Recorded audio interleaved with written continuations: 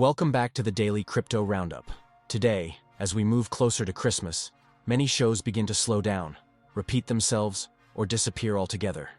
We are not doing that here.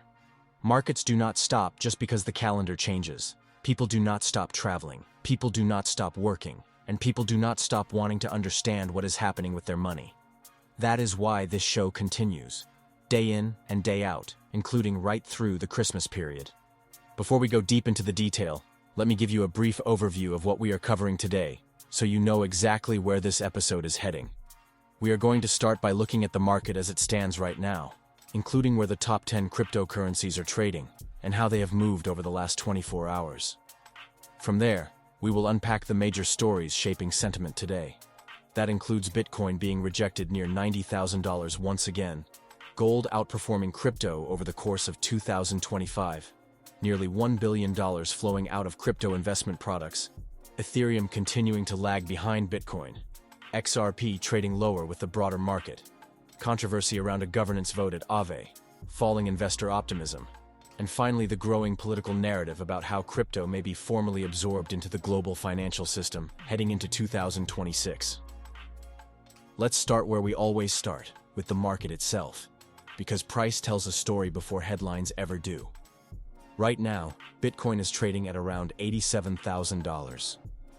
Over the last 24 hours, Bitcoin is down roughly 2%. This move may not sound dramatic on its own, but it is important in context. Bitcoin has now attempted multiple times to break and hold above $90,000, and each time it has failed to do so. That level has become a psychological ceiling. When price approaches it, sellers emerge. Not emotional sellers, not panic sellers, but structured, deliberate selling. This tells us that large market participants are not yet convinced that this is the moment to push higher. Ethereum is currently trading at roughly $2,900. Over the last day, Ethereum is down around 3%. The key thing to note here is not the size of the move, but the relative performance. Ethereum continues to underperform Bitcoin slightly. That is a classic signal of defensive positioning. When traders and funds become cautious, they tend to rotate out of higher beta assets first. Ethereum, by nature, carries more perceived risk than Bitcoin, and that is reflected in the price action we are seeing today. Binance Coin is trading at approximately $840. Over the last 24 hours, it has been broadly flat. Small fluctuations, but no clear trend. This reflects the broader market tone. Nobody is rushing in, but nobody is rushing out either. XRP is trading around $1.87. Over the last day, XRP is down roughly 3%. This movement is broadly in line with the wider altcoin market. There is no sign of capitulation here, but there is also no aggressive accumulation. XRP is moving with the tide rather than against it. Solana is trading in the region of $125. It is modestly lower on the day. Again, this is consistent with a market that is pulling back slightly, rather than breaking down. Cardano is trading around 36 cents and is slightly down over the last 24 hours. Movement here has been relatively muted, which reflects reduced speculative interest during the holiday period. Dogecoin is trading near 13 cents and has been largely flat, with small intraday swings but no decisive direction. Tron is trading just under 30 cents and has seen minimal change on the day. That is the current state of the top 10. When you step back and look at it as a whole, the message is clear. This is not a market in crisis. It is a market in pause. Liquidity is thinner. Volume is lighter. Conviction is lower. And that combination creates choppy, sideways price action. Now let's talk about why that is happening. The most immediate headline today is Bitcoin's repeated rejection near $90,000. That rejection is not happening in isolation. It is happening against the backdrop of a major options expiry around the Boxing Day period. Tens of billions of dollars worth of Bitcoin derivatives are set to expire. When events like this approach, traders tend to reduce directional exposure. Volatility can increase, but trend often disappears. Nobody wants to be caught on the wrong side of a sudden move caused by derivatives positioning unwinding. At the same time, we are seeing a broader shift in capital allocation. Gold has outperformed Bitcoin over the course of 2025. That is an uncomfortable truth for many in crypto, but it is an important one. When uncertainty rises, investors still default to what they know. Gold has thousands of years of history as a store of value. Bitcoin is still proving itself in that role. This does not mean Bitcoin has failed. It means Bitcoin has not yet fully replaced gold in the minds of large capital allocators during moments of stress. This preference for safety shows up very clearly in institutional flows. Over the past week, close to $1 billion has flowed out of crypto investment products. These are not emotional decisions. These are portfolio adjustments. Funds are reducing exposure, locking in gains where they exist, and waiting for clearer signals before re-entering. This is what late-cycle caution looks like.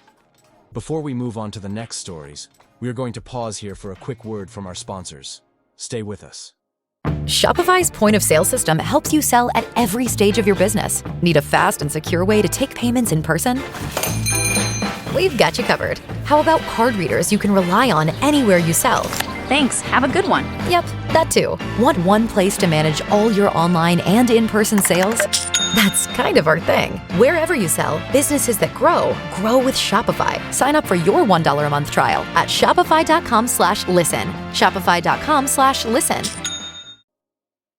That brings us to regulation and politics, because this is where the longer-term story begins to take shape.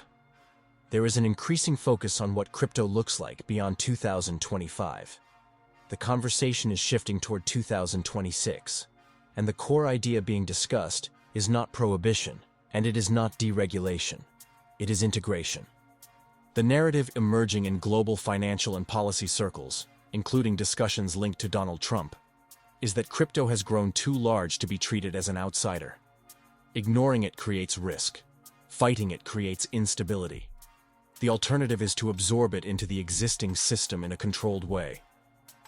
Now, what does that actually mean in practice?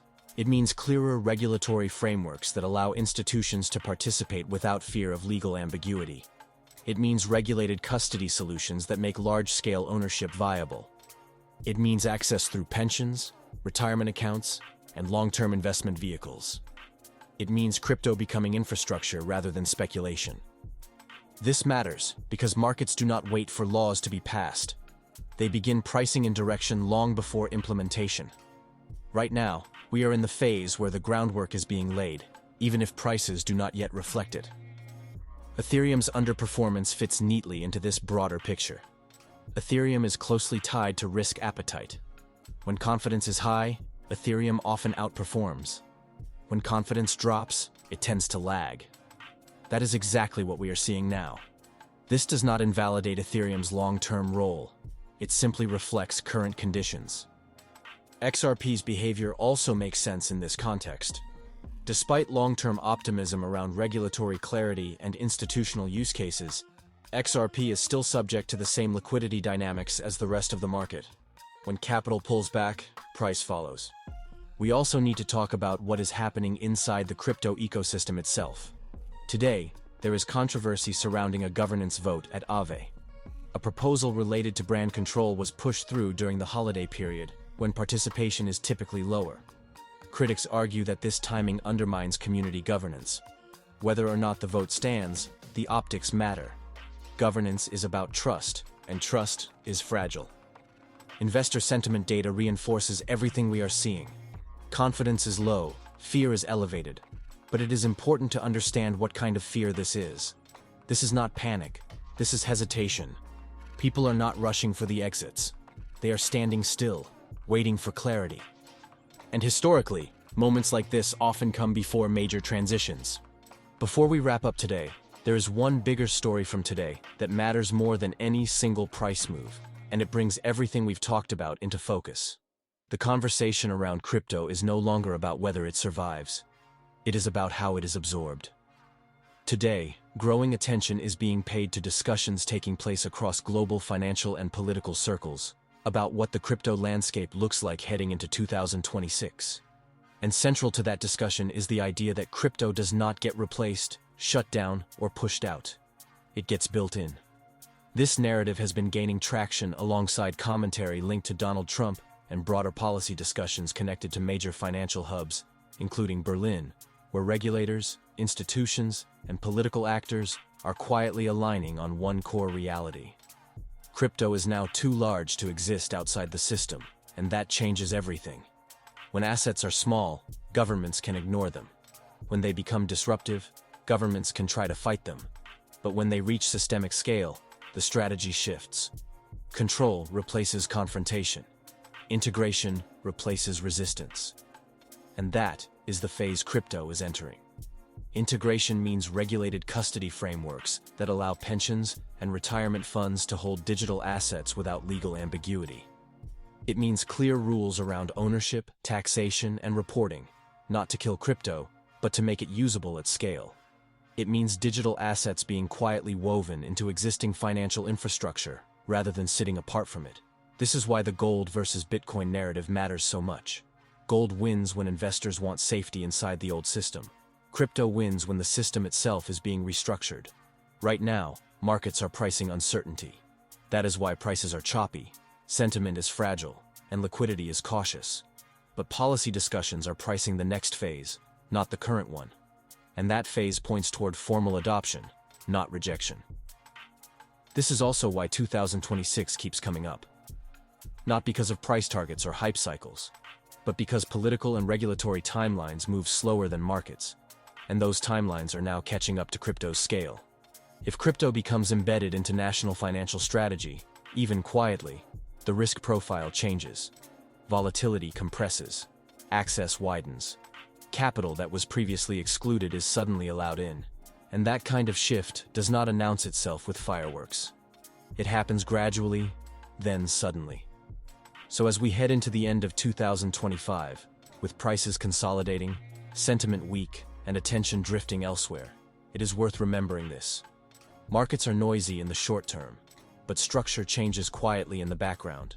And today's biggest story is not where Bitcoin is trading this afternoon.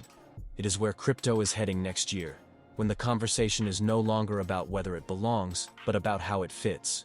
That is the real setup going into 2026. And that is why staying informed now matters more than reacting later. That is your Daily Crypto Roundup for today. Leave your comment for the giveaway, stay informed, and we will continue following this market together, right through the Christmas period and beyond. And as always, we will see you at the top.